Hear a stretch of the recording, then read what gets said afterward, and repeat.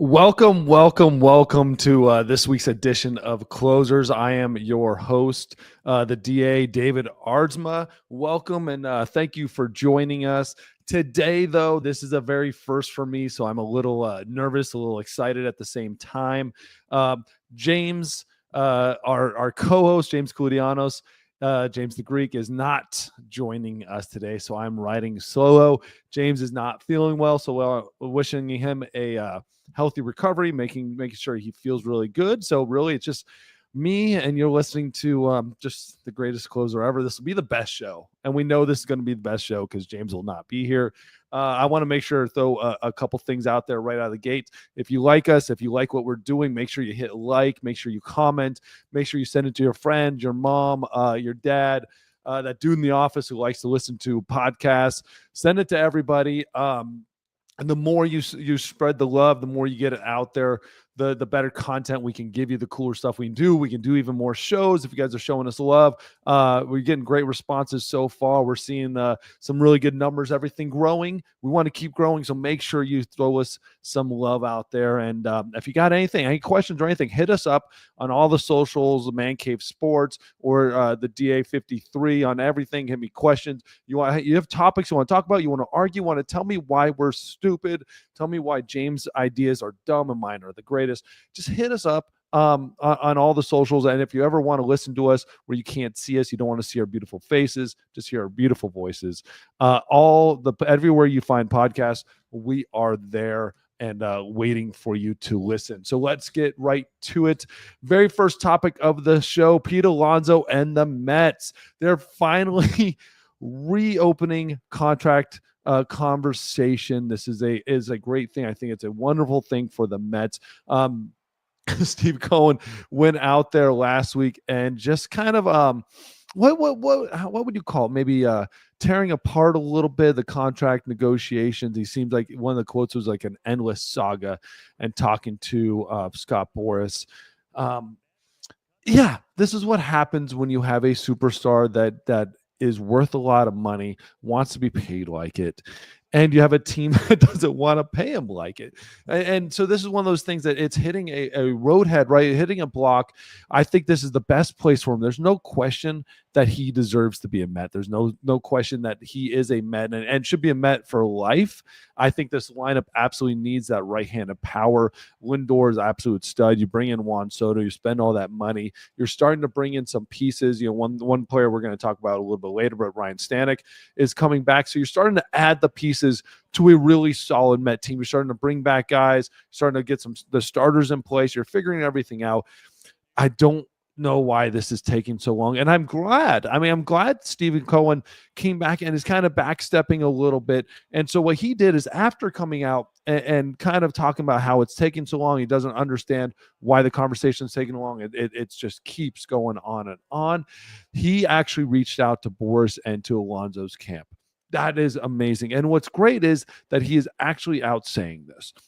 And this is why we love Stephen Cohen, right? We loved him when he first came in because there's brutal honesty that he is changing the game, that he is getting out there, spending money, and trying to change what Major League Baseball looks like for the New York Mets and the culture, right? Bringing in a whole new group, and say David Stearns is one of, like, let's not forget that David Stearns is one of the very, very best when it comes to creating a culture, creating a group, an entire organizational shift. He did that with Milwaukee, did an incredible job with Milwaukee. The reason Milwaukee is what they are now and how good they were and how closely Milwaukee almost beat the Mets in the playoffs last year, the reason they even got to that point is because of David Stearns, what he brought into that organization. Low money organization, not going out there and spending a whole lot on free agents, constantly losing Cy Young winners, losing relievers of the year, losing MVPs to injuries and whatnot. But that team kept rolling. Now he's with the Mets, and he's bringing in that style. So you have the money, and you're bringing in the right type of GM. It reminds me of the Dodgers, exactly what the Dodgers did when you have the Dodgers money, and you're bringing in to that whole Tampa Bay group coming into the Dodgers. This is what with Andrew Friedman. This is what they're trying to do with the Mets. They have the money, and they're trying to bring in the type of mindset of player development. So what I love, though, right, is that he's open and honest about the contract negotiation and going back to Boris and saying, hey, this is what I meant. This is what I'm saying. Let's find a common ground here. I think because of this, the deal gets done. I think the deal gets done sooner than later. I bet within a week, 2 weeks, this deal gets done. I think they find a happy medium. I don't think the Mets should give him a 1 year with an out. I think it should be a 2-year with an out, or sorry, 3-year contract with 2 years guaranteed. You're going to play for the Mets. You're going to put on the jersey, and then take an out. But you're going to see him finally get paid. And I think he deserves it. He deserves the money. Again, we've talked about him a lot, but there's only one player in Major League Baseball since he has entered the league that's hit more home runs, and that's Aaron Judge. And this lineup needs it, especially with Juan Soto. Juan Soto is a prolific hitter. Lindor's a prolific hitter. You need a prolific home run hitter to add that danger behind him, right? Lindor is going to be just fine because he's got Lindor. He's got Juan Soto behind him in the lineup. But what about Soto? Soto will take a walk. Soto will go out there and work at bats. The thing that makes Juan Soto so good is when you have a big-time power hitter behind him that forces a pitcher to throw him strikes.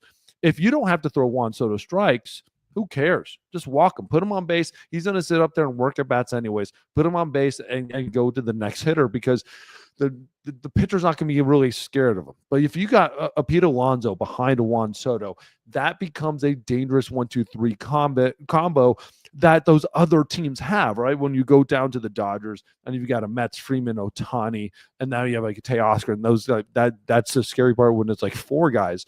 You go down to Philly.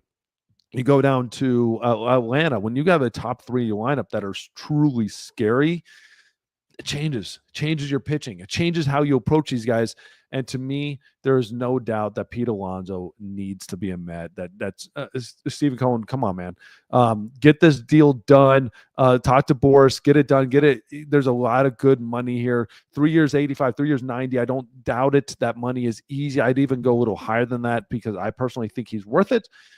But get this deal done. All right, moving on. I know we talked about Pete Alonso and the Mets basically every single episode. We're going to do it next time. But you got to see this absolute moonshot down in the Dominican like final for their league. You got to watch this moonshot. Watch this.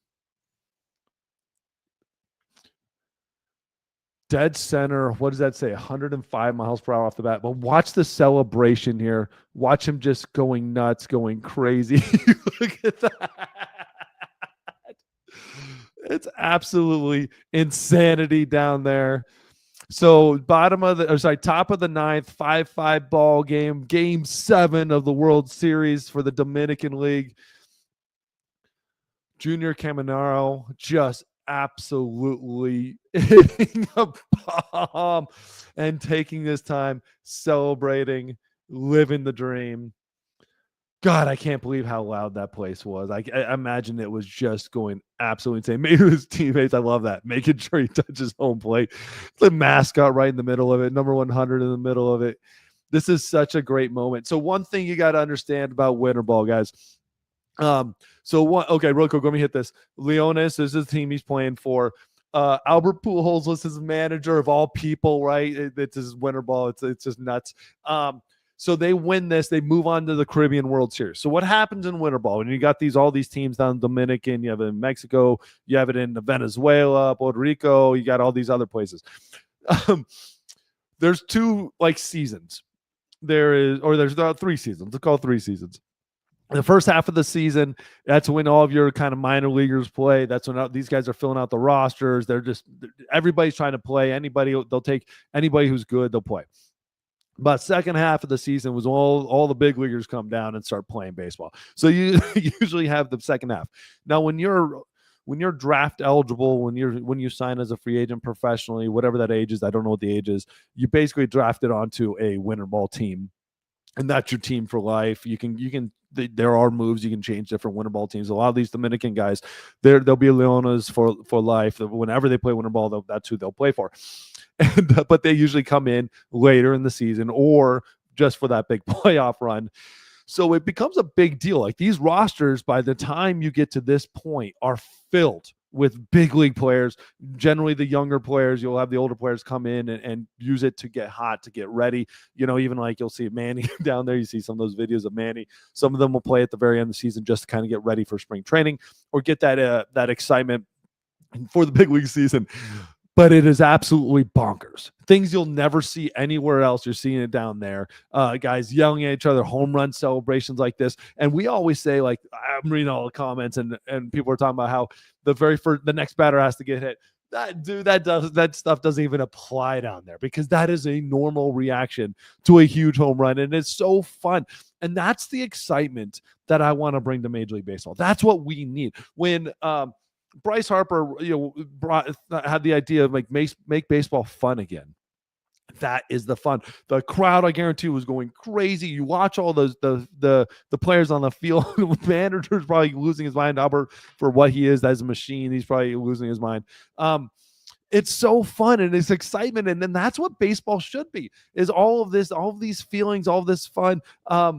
And when you hit a home run like that in a huge moment, it should be a big moment. It should be that. If I don't want to watch that celebration, don't give up the home run.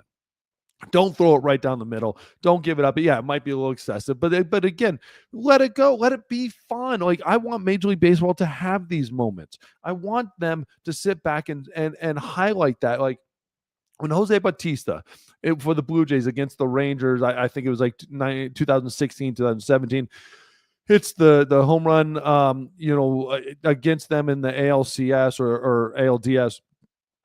And it was absolutely bonkers. He goes out there and basically gets hit, and they start fight the next year. It's a huge deal. Live in the moment, enjoy it, have a little fun. If the home run doesn't mean anything, I get it. Just put your head down, run the bases like you've done it before. But in these huge moments, like, go crazy, have fun, be nuts with it, because you just see smiles on people's faces. You're seeing excitement, and you know what? The crowd wants to come back. The fans want to watch it. I'm watching it. We're all watching it. This thing is on social media everywhere.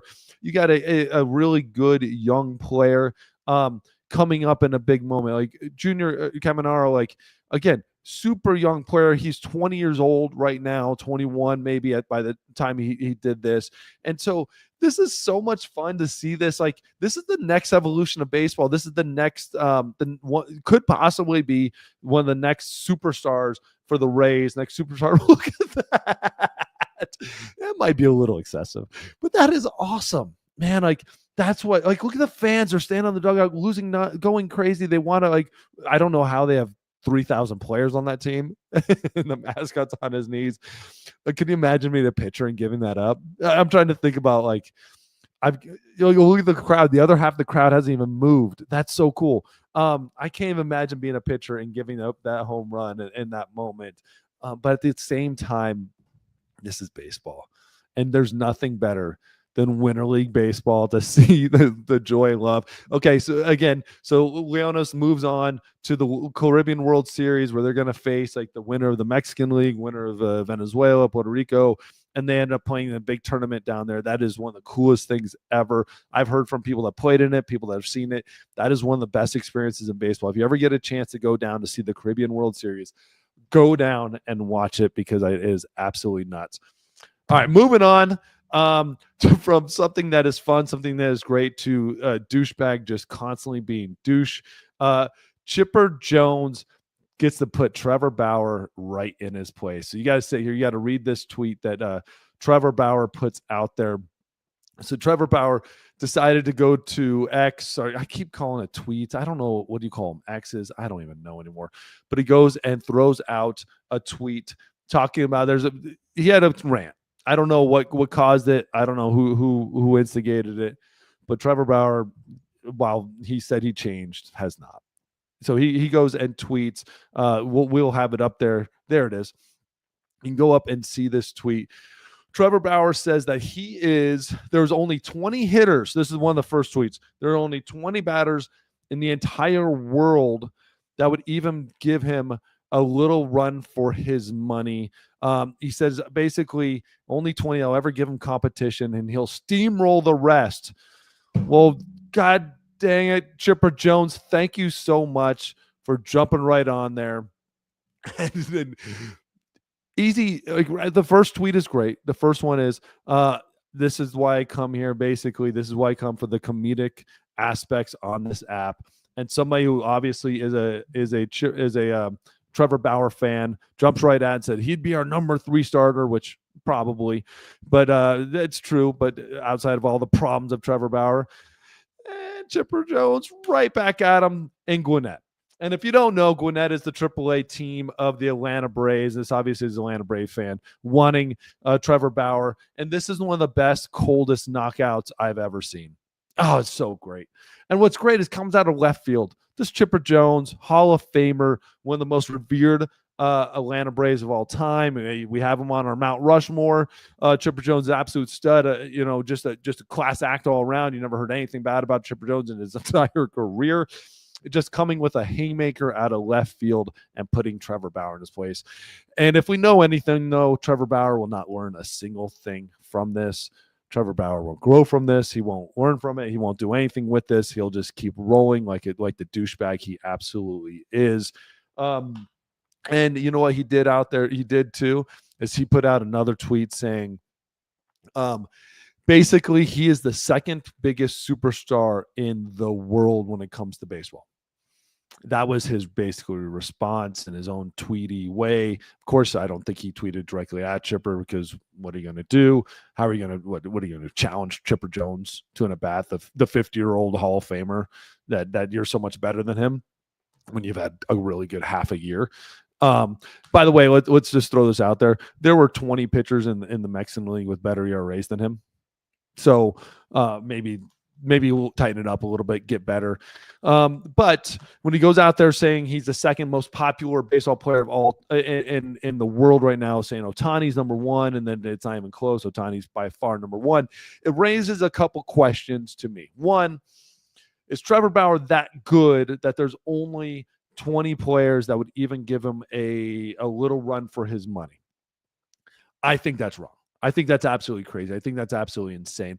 I think Trevor Bauer thinks he is so much better than what the world is. I think Trevor Bauer is on a pedestal and loves himself some Trevor Bauer. But that's what you have to do, though, to be a good player, right? You have to believe this. I am fine with thinking this down and deep inside. Think this in your head. Like, I would sit there in my mind, and even when I played, and I was never like, I didn't win a Cy Young by any means, but I truly believed I was better in an at bat than anybody in the world, because I had to be. I'm facing the best in the world. I've faced Jeter. I'm going out there facing Ken Griffey Jr. I'm facing Hall of Famers day in, day out, right? Freddie Freeman. I'm having to sit there and face him. I don't care. You throw the name on it. I've faced them. I've played with them, faced them. It doesn't matter. I can't sit there and think they're better than me.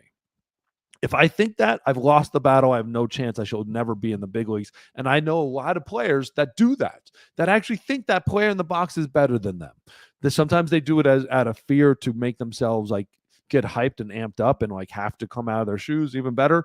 But 99% of them that do believe that the batter is better than them don't make it. Don't ever make it. They might have a cup of coffee because they get by with talent, but they're never going to make it. You don't get to play multiple years in the league by thinking that batter is better than them. You have to believe that you are going to kick their ass. But there is a second issue with that, is being able to step back and being able to evaluate talent and saying, you know what, maybe that's something that you don't say, or maybe you give that hitter some respect. And also, maybe when you're pitching in Mexico, you shut the hell up, because you're not getting to face these guys. I'm sorry, like, Robinson Cano at 45 is not the same hitter as when you're facing Ronald Acuna Jr. right now, or you're facing Ohtani, or you're facing the entire Dodger lineup. Like, it's not the same. Having one good half of a season during COVID doesn't get you to talk about how you're the greatest player of all time. We don't even talk about the Dodgers World Series as if that really matters because of the COVID year, let alone your Cy Young, let alone like what you've done with your time in Major League Baseball world. Think about the fraction of a moment that Trevor Bauer is going to have as a Major League player when we look back at his career. And now let's choose what he has done with that time. When he's out of the league, he starts talking about how no one can hit him. And he's talking about how he's the second most popular player in the world.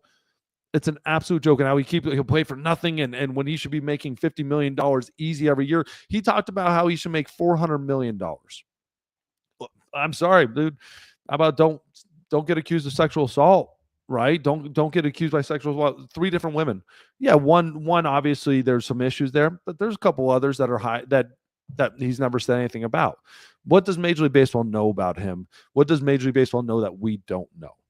That's the bigger question too. And you're talking about wanting to be different, wanting that you're changing, and you're still going out there being the same damn douchebag that goes on social media all the time. This is why nobody is going to sign you. You go on X and talk about how you'll play for nothing, but you're the only 20 hitters in the world will ever even give you problems. You're second most popular player in the world. Nobody gives a crap, because when you do that, every team goes, oh, Trevor Bauer again to shut up. No, this is Major League Baseball. They don't want you on Twitter, on X, going out there and talking nonstop about how good you are. Look at anybody that's ever done that. They've all been humbled. They've all been put down. Like we're talking about, I saw an interview yesterday, Tim Anderson. He's been humbled really quickly after he talked about how he's the next Jackie Robinson and stuff. Anybody that goes out and talks about how good they are in baseball gets humbled, because this game is humbling.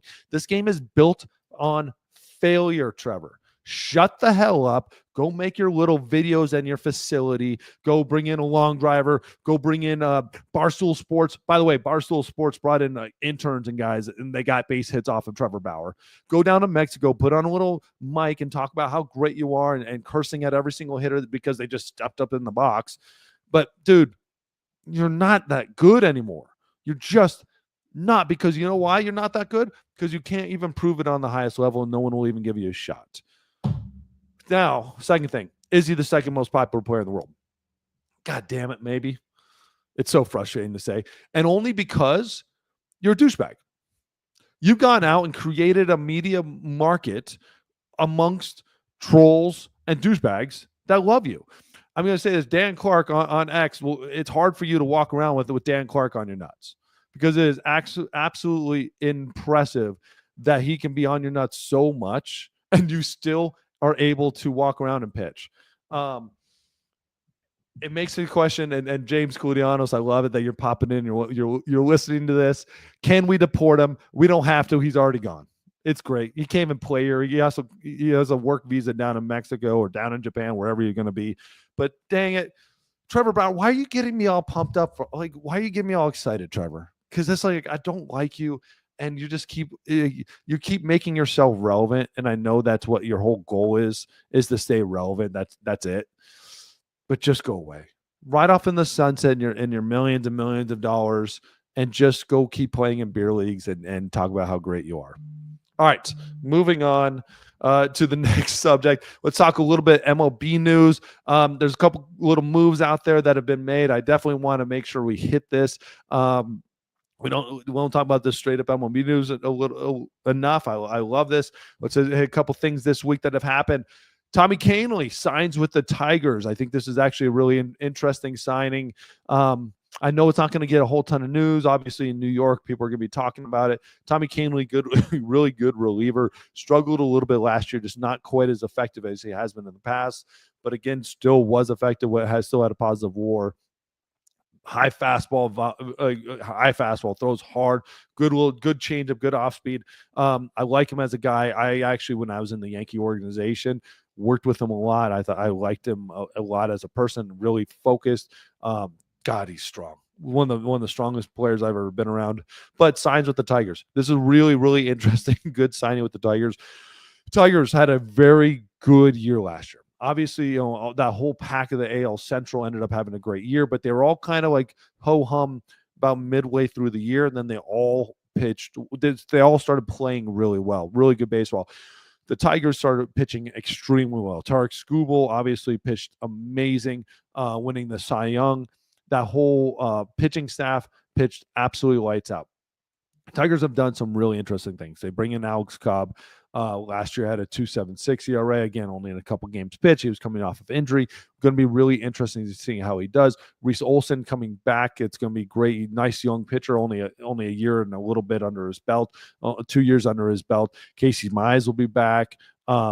they're building a really solid rotation there. They're bringing in Tommy Kahnle, so this is great. Jason Foley had a great year last year as their closer, bringing 28 saves. Did an incredible job. The Tigers overall as a pitching staff, they were number 4 in ERA, starting pitchers, number 5 ERA as relievers. They had both of them. They had the number 2 WHIP in the league for both starters and relievers together. I'm sure they probably had the number 1 WHIP, maybe, I don't know. They did an incredible job of pitching. My only issue with them is, yes, they brought in Gleyber Torres as a bat, which is a good move. Bringing in, I do like it. I think it's a good move. But as an offense overall, and they're extremely young, like Gleyber Torres. Oh my God, I'm killing on the name here. Torres is now their oldest player on offense as far as the most MLB service time. So you're looking at 6 years as the most veteran offense player. One thing we've learned, and we learned this from Baltimore too, you need some salty vets in that lineup. You need some guys that know their way through a long, grueling season, that know how to go with the ups and downs and as a season goes. If this team wants to make that jump and become the best team in the AL Central, which they can, and they're so close to being able to do it, they need some older veteran players in that lineup. Guys that have been there, done that. Some veteran guys that have won a World Series, been to do some ALCSs. Give me some years, even if it's coming off the bench. Maybe a corner outfielder, whatever it is. You've got incredible talent. As far as the young players, but you need some older guys that really round this out, that will help guide them right through the ups and downs, gives them those days off, and just be there. A lot of times when you have a young team growing together, the young team will kind of start shifting and going in directions where that older player can keep them centered. There is value to old farts in this game, and that value comes in when the shit hits the wall. They clean it off and keep you moving forward without having to focus on it as young players. They take the stress away when reporters are asking them, hey, you're in first place, what's going on? They're the ones getting the questions and not the young players. So they don't get in their head because they've been there, done that. They've been in first place 10 times in their career. They could care less. This is the Johnny Gomes of the world. This is Mike Sweeney of the world when I was with the Mariners. You bring these guys in and they let all the young players just play and have fun, and they take the questions, they take the heat, they take the stress. When somebody's been a douchebag in the locker room, they handle it. When somebody's not getting their work done, they handle it. When somebody needs to talk to the manager, they handle it. That's what this team needs. They need it both on the starting pitching side. Alex Cobb is going to be it on the starting pitching side. It's going to be good for Tommy Kahnle to probably handle a lot of that from a reliever standpoint, but they just need that one more salty vet on that lineup. Another move, Ryan Stanek. Ryan Stanek is coming back to the Mets. This is awesome. Another good, solid reliever. I know last year wasn't like the most incredible year for him, but Ryan Stanek is an absolute stud. And this is one of those things these are the type of moves that World Series winning teams make. When they have a good player, they bring him back. They don't let him walk. They don't let these guys get out of town. He is an absolute stud of a pitcher. Has had some incredible years under his belt. And so let this guy get this guy back. That bullpen, I said on this show, they needed some help. They needed to bring some of these guys back. So this is one of those things that to get him in here and to get him back, let that bullpen be locked in, get him to the ninth, get the ball to the ninth, to Diaz's hands, and let the whole team relax. That's exactly what these guys' job. Great move by the Mets. I know you still got to figure out the Alonso deal, but great move, great signing. Ryan Pressly to the Cubs. This is a huge, huge deal. Okay, this is a giant deal. The reason why this is a big deal, one, Houston made, I think, I still disagree with it. I don't want to. I would have a hard time not signing him. But this is one of those moves when you're Houston and if you got Ryan Pressly as your closer, but you're bringing in Josh Hader. It's one of those that's one of those moves that is tough to do. Like, what do? You have a closer who's been incredibly good for you, and then you bring in arguably one of the best relief pitchers of the 2020s, right? 2000, the late from 2016, whatever it was on. He's been one of the best relievers in Major League Baseball. Josh Hader's incredible, but he's a closer, dude. You can't bring in a closer when you have a really, really good closer. And that was their mistake. So you're looking at Ryan Presley, who is a closer, who has World Series rings, being the closer for the Houston Astros, and you bring in another closer. That's like having a right fielder or a first baseman and bringing in another first baseman and acting like your first baseman shouldn't be mad, shouldn't be angry, and you should play, just be happy. You know what? We're going to move you to the right field and just be fine without asking him. That's what they did. They took their closer, who was a World Series winning closer and top of the line, like top of the dog type of closer, and then just brought in another closer without asking him, without asking if he would move positions, without asking if he would change. And I would be pissed if I had Ryan Presley. He handled it very well. He didn't pitch the same level as he has in the past, but he handled it well amongst himself. Dana Brown, the GM of the Astros, has come out and said, like, yeah, maybe they didn't handle it the best. There wasn't great communication. And I blame him 100% on this. 100%. Ryan Presley was pissed and didn't communicate to Brown. You don't have to. That is not your job, is to communicate to the GM. The GM's job is to communicate with you. And when he goes in and makes a move like that, which is absolutely uncalled for, without talking to the player, yeah, I would walk out and be a big kind of F you too, especially when you're the man, when you're doing it. You put a smile on your face, though, and you go out and you pitch your eighth and as well as you can. And the first chance you get the hell out of there. They already told you what they think of you. They think they think the other guy's better than you. So get out. And this is an incredible move. For him, I'm very happy. Now, let's look at this from an NL Central Chicago Cubs standpoint. The Chicago Cubs are slowly picking Houston Astros. Kyle Tucker, they brought him in on a trade as well. This is a great move. They bought Kyle Tucker when he was a little down, and Kyle Tucker is going to help this team. They'll move right to right field. You got Ian Happ in left. In center field, you got Pete Crow Armstrong, Nico Horner, Dansby Swanson. You got Suzuki as your DH, and Michael Busch. I like what they're starting to put together in Chicago. I think one of the dumbest moves they ever made was bring back Bellinger and not trade him 2 years ago. But now they're putting themselves in a really good place to be competitive. The rotation is strong. They brought in Imanaga last year, who pitched his absolute ass off. Could have easily won a Cy Young if there hadn't been just a couple just studs in front of him. Justin Steele 2 years ago could have won a Cy Young last year. Did pitch great at a 3 ERA last year. Jameson Taillon, Matthew Boyd brought him in from Cleveland. And they're putting themselves in a great position. That bullpen now has a bona fide, legit closer and Presley. Porter Hodge did a great job. You got some other pieces named Pearson, who I worked with at the Blue Jays. Julian Merriweather, who we got from the Cubs, and now back to the Cubs with the Blue Jays. And he did a little time with Cleveland too. He is an absolute stud. Those 100. He just needs to figure out some things and just hasn't figured out on a big league level. They have a young, solid core in the bullpen. They got some good starters in the rotation. This puts on the question, are they the best team going to be in the NL Central? Are they going to be the team to beat in the Central? The Brewers, we know, are not any better, right? They got rid of Devin Williams. They got rid of their shortstop. So you're sitting there and going, okay, are the Brewers better? No. We already know in St. Louis is not better. They're trying to get rid of everybody, right? They're trying to clean house. The Reds really haven't done anything of note. Like, who knows what the Reds are doing?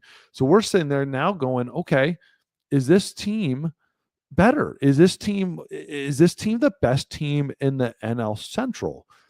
There's the interesting conversation here about them being the best team in the NL Central. The Pirates are good, but again, the big conversation too is what are they doing on the lineup? They had a horrible lineup, one of the best young pitching staffs in baseball, solid bullpen when they're operating correctly, but they haven't done anything in that lineup to be scary. So I'm not even considering the Pirates yet.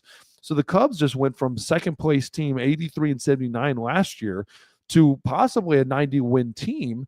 I think a 90-win team. I think the Brewers were a 93-win team, take a step back and pop into the 80s. I think the Cubs just won themselves the division. We'll see how it all works out. All right. Now we're moving away from Major League Baseball, and we're going to Cam Newton. Jumped on. I don't know what this was. Was it pardon the interruption? Jumps on and made some really interesting comments this morning. Listen here. I ask you, Cam, if you could give back that league MVP for a Super Bowl championship, would you do it? No. Oh. Really? Really? Why? Because you have to ask it through this lens. That was a very journalistic viewpoint or vantage point or response, Stephen A. I'll ask you this question, and just to pose this thought: what's more important, impact or championships? You look at a guy like Allen Iverson, or you stood up on the table and blah blah blah blah blah. Everybody's not going to be Michael Jordan. Everybody's not going to be Patrick Mahomes. Everybody's not going to be these individuals who have the luxury of saying, hey, I not only dominated this sport, but I also have championships to back it. Like, let me remind you, Brad Johnson won a Super Bowl. Trent Dilfer won a Super Bowl. Respectfully, Nick Foles won a Super Bowl. So, yes, when you look at those guys and you say, okay, what's more important? Would you have preferred to win a Super Bowl? I think that's the humble approach. But if we're being honest, the impact of you holding yourself accountable to say everybody has a responsibility to do.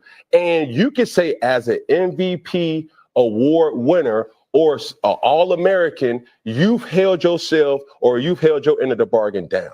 And that's what it really comes down to for me. I know that's not the popular pick. I'm trying to be popularized. But my take is I'm taking individual success because I did my job. Football is not about one guy trying to do 11 jobs. Mm-hmm. It's 11 guys doing one job. And if everybody does their job best, famous words of our coach, Belichick, just do your job. Do it. Cam. Yes. Interesting. I think the biggest problem here is the hat and the look, but that's his look. He's made looking like an idiot famous. It's Cammy Cam. That's what you do, apparently.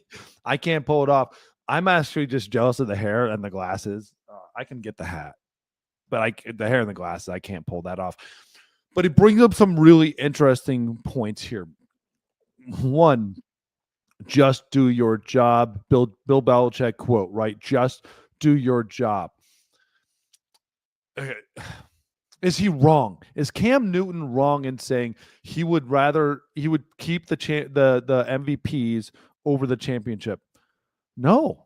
I actually, God, I hate saying this. Hate this. It is deep in my soul. I hate saying this, but he is right. Cam Newton, for everything that's wrong about Cam Newton, he is absolutely right on this. It is not the PC answer. It is not the answer that you say to them, that I say when I'm playing. Him saying it when he's playing, he would probably not say. He would probably say you take the championship, but it is actually the right and correct answer. We can pop on, Kobe back in the day, or MJ now, or LeBron, or all these other players that have won championships. There's like a ton of championships, and in baseball it's a little different. But like those Tom Brady, and say, the championships. No, I take all those. Yes, for Trent Dilfer and those other quarterbacks that he mentioned, or other players they mentioned, yeah, they're going to take the championships because they've never had the real opportunities at the MVPs, and it's a correct answer within the media, and it sounds right? It's the PC answer. But the real answer is you do your job, and you do your job as well as you possibly can. You go out there and do your work, and this is something it took me a lot of time to learn and a lot of time to figure out. You take care of your work. You take care of your job. Whatever that job is, you take care of it, and when you're done, then you help your teammates. Then you help the group. Then you are the team player. When they say, hey, be a team player, what they are saying is go out there and do your job. Work your ass off. Do everything you can possibly do to be as great as you possibly can. And then when it comes time to, if you can help a teammate out, help a teammate out. If you can do X, do X. If you can do a Y, do Y. But your job has to come first. And what Cam Newton's basically saying is he went out there every single day, worked his ass off, did everything he could do to be the best football player possible for his team by doing all that work, by taking the team on his back and being the MVP. It's just that they didn't have enough players that doing that to win the championship. And it's always interesting when you talk about Michael Jordan. A lot of the things that you talk about Michael Jordan, you talk about, like, I listen to books from his trainer, listen to everything you hear about on the Last Dance, whatever you hear about Michael Jordan, he talks about his work and his expectation of himself. But he also talks about then the expectation of his teammates. And he talked about Tom Brady, the expectation of his teammates. Kobe Bryant, that was the big thing. Everyone said it was so hard to play with Kobe Bryant because of his expectations of his teammates. And I think that's the difference between what Cam Newton's talking about and what those players experienced. What those players did was they did exactly what Cam Newton's doing. They were the best. They played hard. They played the best. They were the best possible player they could absolutely be. If they didn't believe in their teammates, they took the game over. If they didn't think their teammates could make the shot, they took the shot. But then what they did was then they raised the expectations of every single player around them to up on their level. Just the expectations, not the talent. There's no way any of those players like Scottie Pippen was not on Michael Jordan's talent level. There's no way, Coach. There's no way any of these other players, like, you can go down the line of all these other players, every single basketball player. And I know Clippy Jones could sit here and say, and know every single one of these NBA players or Major League Baseball players or football players on those questions. Like Tom Brady, like Randy Moss was not as good as Tom Brady, for as great as Randy Moss was, because he couldn't sustain it constantly like Tom Brady did. But he was the first player that raised Randy Moss's expectations to Tom Brady's level. And so now Randy Moss had to work harder, had to be more focused, be in the locker room more, be in the video room more. And that's the problem, is that's not what Cam Newton's saying. Cam Newton said it was about me, me, me, me. And that's perfectly fine. But the greatest who win those championships, it's me, me, me, and I expect you to work as hard as me. And I expect you to get the best you'll ever be out of yourself while I'm getting the best out of myself. And that's what they always did. They didn't ever want a player on their team that was not willing to work, focus, dedicate themselves on that same level. And the moment you didn't, and I saw this in Boston, when I was with the Boston Red Sox, David Ortiz got Manny Ramirez kicked off the team, got him traded to the Dodgers, because Manny Ramirez started making it about me, me, me, and not also the team. He started separating himself from the team. He was always doing his own work, but when that work started interfering with the team, Papi said out and got them traded without a doubt. I was there. I was in the locker room, essentially watching it all happen, watching Manny Ramirez fake injuries, and watching David Ortiz step up and said, now you're affecting us, and no longer. And that's the difference. And that's what Cam Newton, I don't think, quite understands, was raising the team around him. It's not team. Cam Newton walked in the league with maybe more talent than anybody else has ever walked into that position. As a quarterback, Cam Newton could walk in today's game and be a Pro Bowler and be, with the level of talent that he had, he'd be the greatest player in the league currently, because he is a perfect player for the league right now. A quarterback that can pass and run. If he's healthy, he'd probably still be playing if his arm held up, because that's the problem. His arm didn't hold up at the end, and he couldn't make the passes. He would still be an incredible quarterback. The only problem is he'd still be on Super Bowl losing teams, because he wasn't about raising the teammates around him. He was always about just raising himself, which is one way to do it, which is great to do. And if you get 53 players doing that, you're going to have a very good team. The problem is, as the captain, as the man, as the MVP, as the GOAT, they raise everybody else around them to become great. And that's the one thing he's missing. Would he trade it? No, because he never sees it like that. He never saw it as me raising the team to my level. He always saw it as me doing my job and everybody else doing theirs. It's easy in baseball. What am I going to do? I'm going to sit here and tell the hitters to lock in, focus, and all this stuff. No, I'm going to do my job. But I'm also going to do my job as hard as I absolutely can, and make sure that when those players are watching me, I did a lot of work when they weren't watching, but when they know that they're watching me, that I am raised my level up to a certain point. And there was seasons where my talent matched my work, and I was one of the best in the game, one of the very best in the game, amongst a very few. but I wasn't able to sustain that like other guys could. I wasn't health-wise got in my way, but Cam Newton, that's the thing you're missing, brother. You're missing that idea of raising your teammates around them to that level that it took for you to get there. And so with that, that's why you don't have that ring, man, my man. That's why I don't have it. But I was much less talented than you, and I got just as far, basically. All right. Now moving on to one of my favorite parts of the show, our Mount Rushmore. I want to introduce you to our Red Sox Mount Rushmore.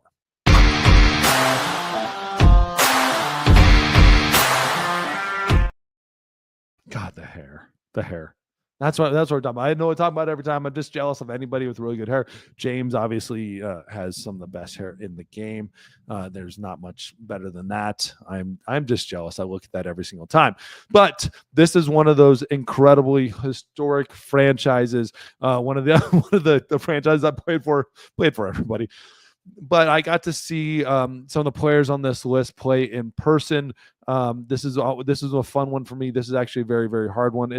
They're all hard, but these ones get to be very difficult for me. There's so many good players, and not only good, but like with the Braves, the best ever. And so Boston, let's get right to it. My number one, or just first player on my Mount Rushmore Red Sox, is Ted Williams. And Ted Williams, I mean, what are you going to say about Ted Williams? This dude is an absolute amazing baseball player. 342 average with the Sox, over 500 home runs, and 1,800 RBIs. He won the batting title an astonishing 6 times, a 2-time MVP, 2-time Triple Crown winner. He made the All-Star team a couple times, 19 freaking times. That is absolutely ridiculous. And still to this day is the last player to ever hit 400. Tony Gwynn got close, few guys got close, but he is the last player to ever hit 400. Absolutely amazing player. And all of these stats you have to take into account. For 3 years, he served in World War II and was an ace fighter pilot. I mean, 3 years right in the middle of his like studliness, the middle of the time. Can you imagine what he could have done with those years? That'd be 600 home runs. You never know, like what he could have done. That would have been another 400. What's amazing too is when you can leave, because they're not out on some island in the Pacific hitting every single day, or I mean, even if they are, they're not seeing real pitching. He was able to sustain his greatness even after 3 years of not swinging a bat against real legit pitching. Absolutely amazing what players of this generation were able to do, answer the call of service for their country while maintaining just an amazing baseball career. And God, that swing. And when I'm out in Boston, there's Teddy ball game. There's nothing like it. Everybody knows him. Everybody loves him. It's just different. You still see the red seat in Fenway on where you hit a home run, and it's absolutely amazing. So number 2 on my list, Pedro Martinez. Pedro, what are you going to say? One of the very best seasons of all time. I believe it was in 98 or 97. That All-Star game appearance you're seeing here, where he struck out just a crazy amount of Hall of Famers basically in a row. And Sammy should be a Hall of Famer. And in my mind, Sammy should be a Hall of Famer. I think he was in the first player that really got in that juice conversation where they didn't make the Hall of Fame. But Pedro was just overpowering as a Boston Red Sox. 117 wins, 2.52 ERA and 201 starts. He won 4 ERA titles and back-to-back Cy Young Awards, made 4 All-Star teams, led the league in strikeouts 3 times. The thing about it was, well, yes, he was an Expo, then he was here, he was with the Braves or with the Mets. He spent times with different teams. But when he was with the Boston Red Sox, he was just so dominant, so overly powerful as a pitcher. And again, one of the greatest seasons of all time. He's on a short list of players that if you said, hey, I want one guy to take the ball in an important game, it's him. Absolutely amazing. It's amazing pitcher, and to watch him pitch, watch him be a bulldog. I know there was always the controversy of who's your daddy type of stuff with the Yankees, but I guarantee you, if you look back, he commanded the Yankees a lot more than they ever got him.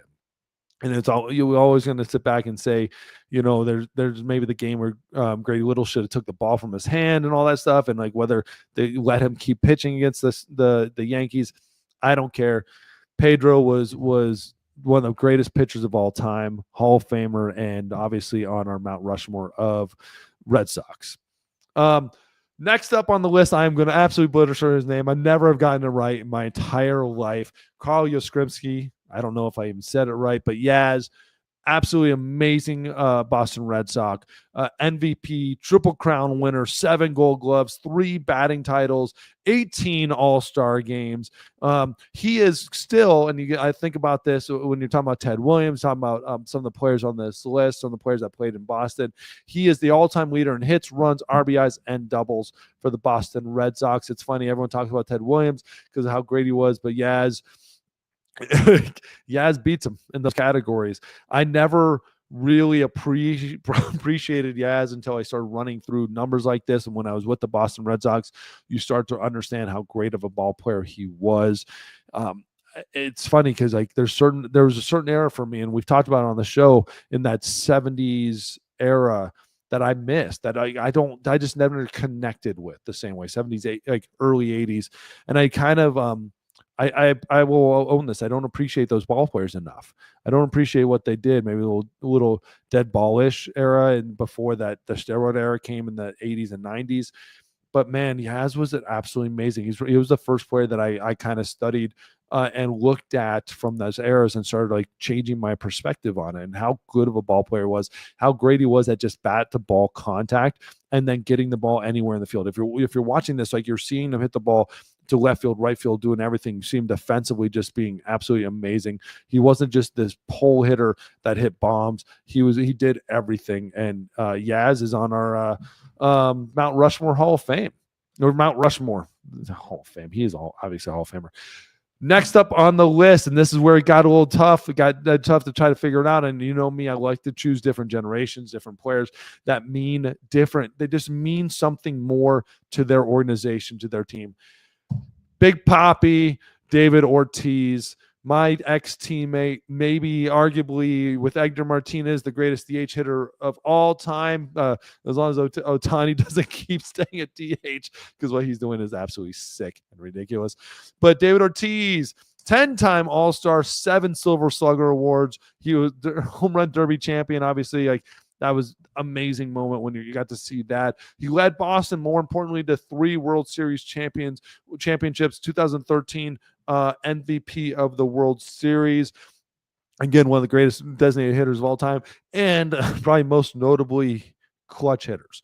That was the thing. He always found himself up to the plate at the big moments when everything mattered the most, and he's coming through with huge hits, not just a walk or something, but a huge home run. You're seeing right here, bottom of the 14, 4-4 in the ALCS. Don't throw it. No, he did it. He let him hit it. David Ortiz is just clutch, just big time. And you know what it was is, while Jason Varitek, when I was in Boston, was the captain. He was the guy that would get the room in line, get everybody on the same page. He was behind the scenes, but Papi was the voice. And there, one of those moments that still stands out is after the Boston Marathon bombings, and he stood up and said, "This is our fucking town." Dude, goosebumps. I'm still getting goosebumps, because you know what? He said it. He said exactly what everybody wanted to hear. And he's the one that always seemed to be the microphone in his hand at the right moment, with a bat in his hand at the right moment. He's the guy you always wanted, and he always seemed to come through. David Ortiz, absolute stud, on our Mount Rushmore. Definitely got to hit this. First player out. This was a tough one for me, because there's been some guys, Wade Boggs was incredible. He absolute amazing player. Cy Young, how do you not give him, like, Cy Young was a Boston Red Sox. He only was there for 8 years. I know Pedro was there for less. Cy Young might have done more with his time there. I don't think Cy Young is like it doesn't resonate like Pedro does with the Red Sox fan base. But my first one out, Roger Clemens. And the thing about Roger and the Rocket, he just didn't spend enough time in Boston. One of the greatest pitchers of all time, should be a Hall of Famer in my mind. He had 80 WAR, third highest WAR as a Boston Red Sox that there is. But he just didn't spend enough time there. He had 3 Cy Youngs while he was in Boston.